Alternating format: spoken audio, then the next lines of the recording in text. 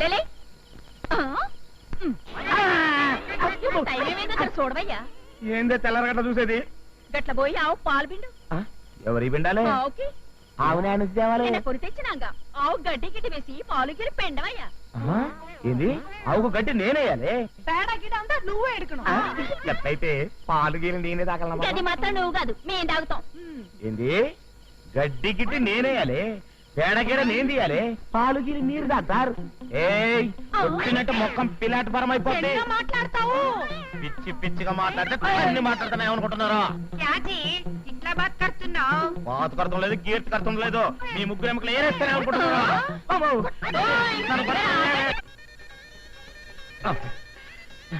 ఇంకేముంది, royal family road మీద పడ్డ తండ్రి.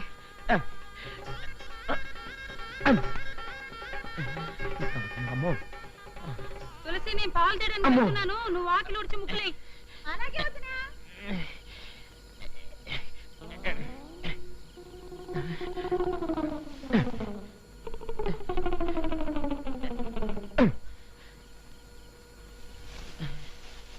గీడని ఏదో గల్లీలో దాక్కురుంటాడే.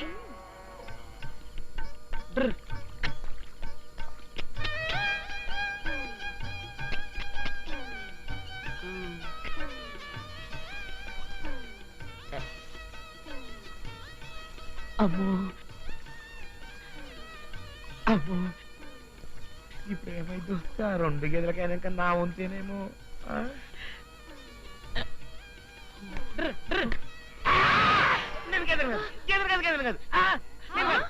ఇంత ఇంట్లోనూ ఉంటాడు. అమ్మో,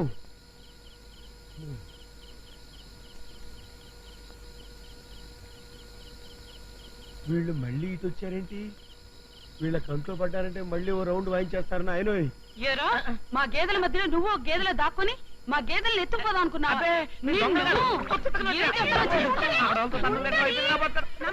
కొట్టేదికి నీ యారు?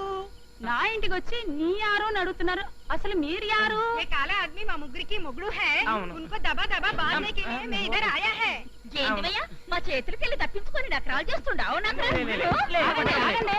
అతను కొట్టడానికి వీల్లేదు. వీల్లేదంటానికి నీ యారు? నంబా మొగుడు, నంబా దెబ్బ.